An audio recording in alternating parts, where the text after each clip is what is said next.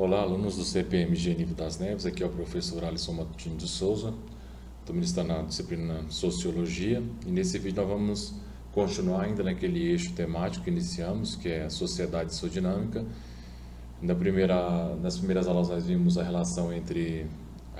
diferença entre comunidade e sociedade, a partir de alguns autores, como Fernando Tonnet, mais especificamente a relação que ele vai pensar e as diferenças entre sociedade e comunidade. Agora nós vamos afunilar um pouco mais nessa leitura sociológica, pensando na relação entre sociedade e indivíduo. Então essa aula tem como objetivo, de certa forma, fazer uma leitura sociológica, claro, da realidade no qual nós como indivíduos estamos inseridos e toda a complexidade de relações que nós podemos perceber em torno dessas nossas vivências, dessa nossa sociedade, para podermos perceber a importância de todos esses processos sociais que nós sofremos, de toda a questão da nossa educação social e das instituições sociais da nossa vida, e bem como os processos de socialização que nós passamos, para com isso podemos perceber essa inserção social na personalidade do indivíduo e pensar até que ponto nós somos indivíduos no sentido unilateral, se é que podemos pensar isso em sociologia, que eu acho impossível, e até que ponto nós somos totalmente frutos de um processo social. Então, vamos tentar pensar essa intersecção aí, através de alguns autores, e para aprofundar essa temática. Continuando a aula, então, vamos trabalhar a sociedade dos indivíduos, socialização e identidade. Um por todos e todos por um, para mostrar bem essa relação entre sociedade e indivíduo. Lembrando que, só lembrar um pouco o conceito de sociedade, ela é entendida como algo dinâmico, né? Não é algo estanque, parado, mas tem todo um tecido vivo, que está em permanente processo de mudança, já que as relações e instituições sociais, digamos, acabam por dar continuidade à própria vida social. Digamos aqui, as instituições sociais, todas que podemos elencar: família, Estado, igreja, escola, tudo aquilo que a gente já estudou de certa forma em Durkheim, Weber e Marx. Então, torna-se claro nesse sentido que existe uma profunda e inevitável relação entre indivíduo e sociedade. Nós temos uma natureza em nós que é chamada natureza gregária, essa natureza de depender da própria sociedade para se construir como humano, digamos. Então as ciências sociais ou a sociologia lidaram com essa relação de diferentes modos, como eu até coloquei aí os chamados 3 porquinhos da sociologia, que estão aqui nessa charge, que é Marx, Durkheim e Max Weber, para justamente mostrar que uma hora um deles está enfatizando a prevalência da sociedade sobre o indivíduo, ora considerando certa autonomia nas ações individuais,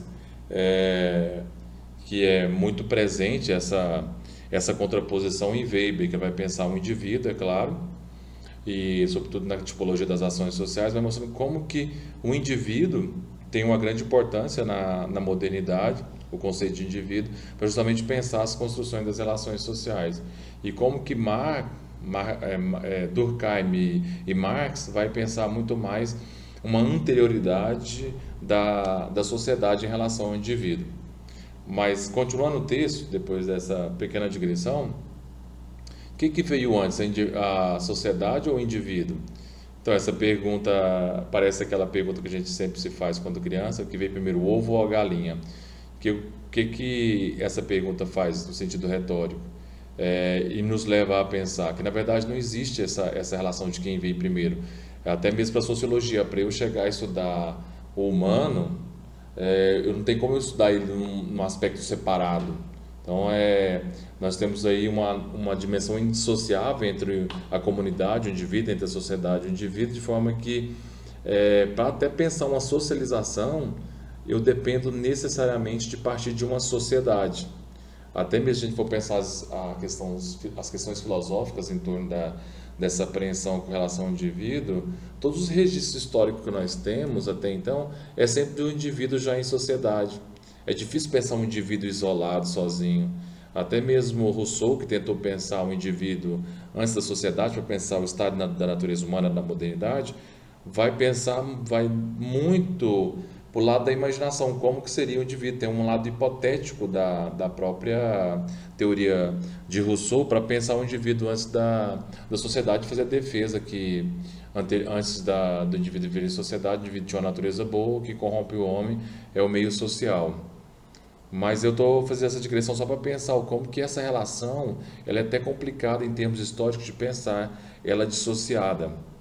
Então, nós inicialmente vamos pensar essa relação do homem como um produto da sociedade, é porque ninguém consegue viver sozinho de fato, o homem não é uma ilha, de forma alguma. Nós temos uma natureza que é gregária, como eu já disse, que nós dependemos do outro para ensinar a comer, a beber, a viver em sociedade, a aprender as regras. Então, a gente tem essa dependência de algo que já está construindo, por isso nós somos frutos desse meio.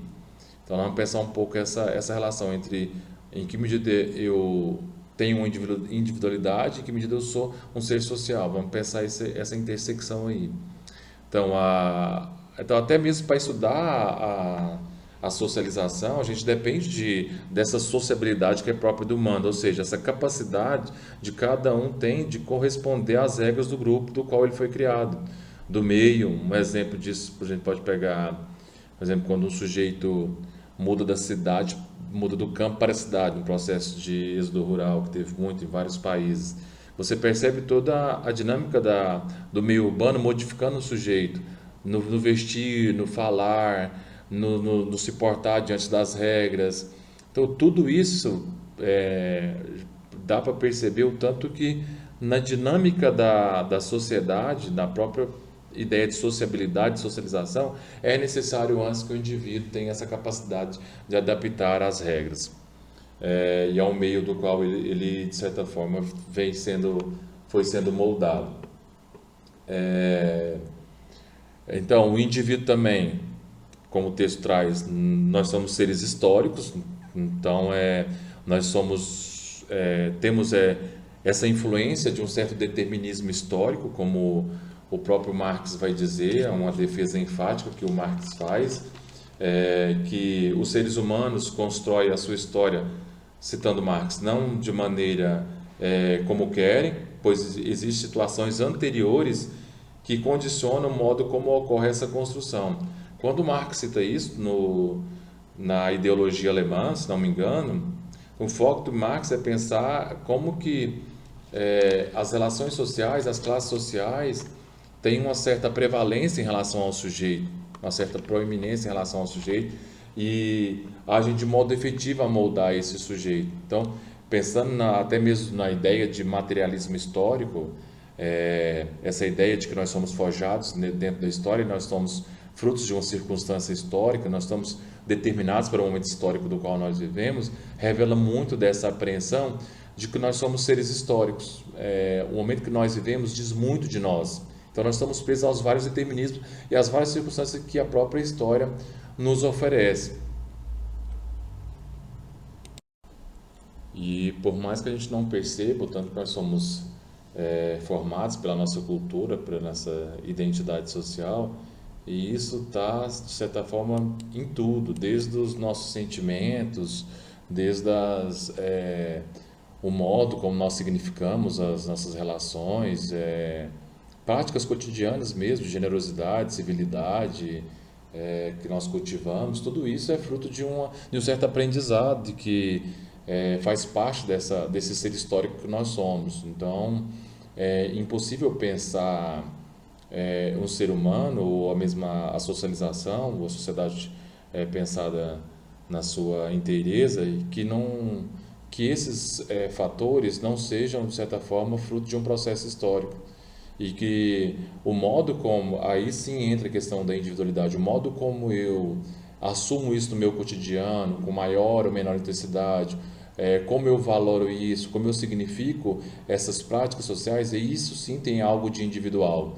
Mas a grande parte do nosso ser social, do nosso modo de agir, de pensar, das nossas relações mesmo com o outro, da alteridade, da interpessoalidade, isso diz muito de como a sociedade vai, de certa forma, moldando isso, o modo como nós abraçamos, o modo como nos cumprimentamos, o modo como andamos, vestimos, isso tudo é formador do nosso caráter e da nossa, ou seja, corrobora para essa formação do nosso caráter e também para, digamos, esse ser social que nós somos.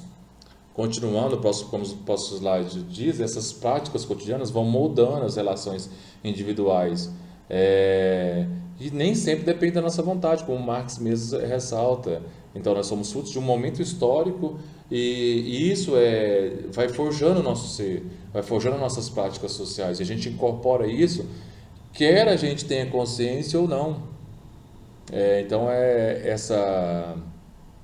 essa máxima da relação entre sociedade e indivíduo, de certa forma, já não, por mais que eu esteja citando Marx, mas já desde a antiguidade, com Aristóteles, quando ele vai dizer que o homem é um ser social, na política vai dizer que o homem é um zoopolitikon, a gente nasceu para política, hoje nasceu para essa vida em sociedade. Então a gente mostra muito bem, ele é interessante essa postura aristotélica de mostrar que o indivíduo e sociedade vive uma certa imbricação tão patente, tão presente, conforme como que uma engrenagem, não dá para separar tão didaticamente os dois e estudá-los separados na sociologia. A gente sempre vai incorrer os riscos de, se fizermos isso, de perder algo muito importante da vida social como um todo. E para corroborar essa ideia, essas ideias iniciais, eu trouxe um clipe para a gente refletir, que é o clipe conhecido de vocês, da galera, é um clipe da Beyoncé, e ela vai trabalhar justamente essa questão da relação entre os ditames da sociedade e como os indivíduos acolhem isso, já que somos frutos de um processo social, nós somos, de certa forma, conduzidos por um processo social, muitas vezes, e isso, de certa forma, está arraigado em nós. Vamos ver o clipe, depois eu volto comentando algo do clipe e por que eu trouxe para a gente trabalhar.